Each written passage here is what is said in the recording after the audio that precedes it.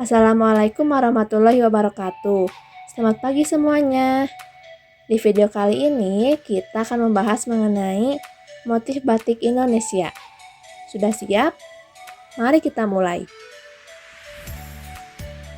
Nah, motif batik di Indonesia itu dibagi menjadi dua.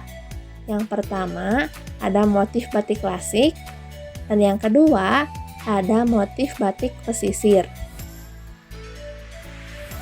Kita bahas yang motif batik klasik dulu ya.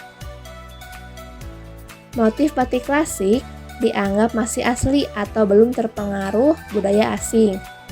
Cirinya itu yang pertama, motifnya unik. Motifnya itu lebih condong pada motif-motif geometris. Lalu ciri yang kedua ialah warna-warna yang kalem. Pewarnaan yang kalem serta lebih condong pada warna-warna gelap seperti coklat, hitam, biru tua, dan merah marun. Lalu ciri yang ketiga ialah memiliki makna simbolis.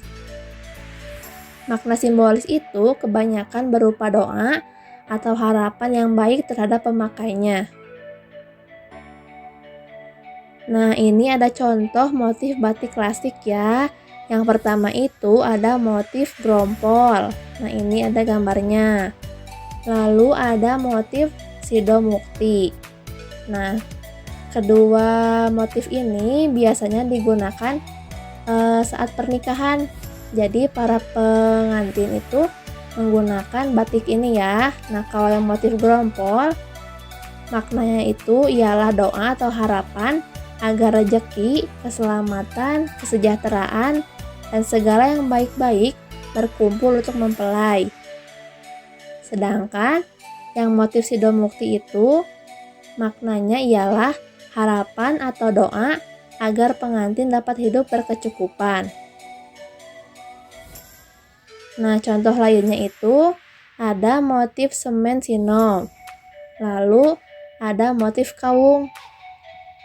Kalau yang motif semen sinom itu maknanya ialah anak muda yang sedang tumbuh menjadi dewasa dan senantiasa ceria gembira. Sedangkan yang motif kawung itu maknanya ialah kiblat papat lima pancer, atau yang artinya 4 penjuru mata angin dengan satu pusat sebagai simbol Tuhan Yang Maha Esa.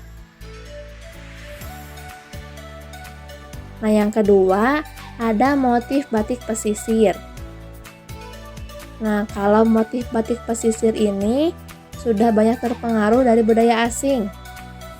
Cirinya itu, motif batik pesisir ini cenderung bersifat naturalis.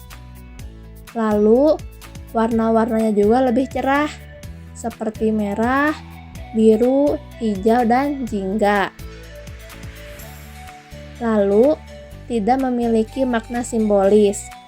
Motif batik pesisir mengabaikan makna simbolis dan lebih menekankan segi keindahan motifnya saja. Contohnya itu yang pertama, ada motif batik putri salju. Ini gambarnya ya. Lalu ada motif mega mendung. Lalu contoh lainnya itu ada motif kaligrafi Arab atau yang disebut juga dengan basurek. Nah, kita harus selalu menjaga kelestarian budaya dari setiap daerah di Indonesia. Salah satunya itu dengan bangga menggunakan batik sebagai warisan budaya kita. Sekian penjelasan mengenai motif batik Indonesia. Terima kasih sudah menonton. Selamat belajar!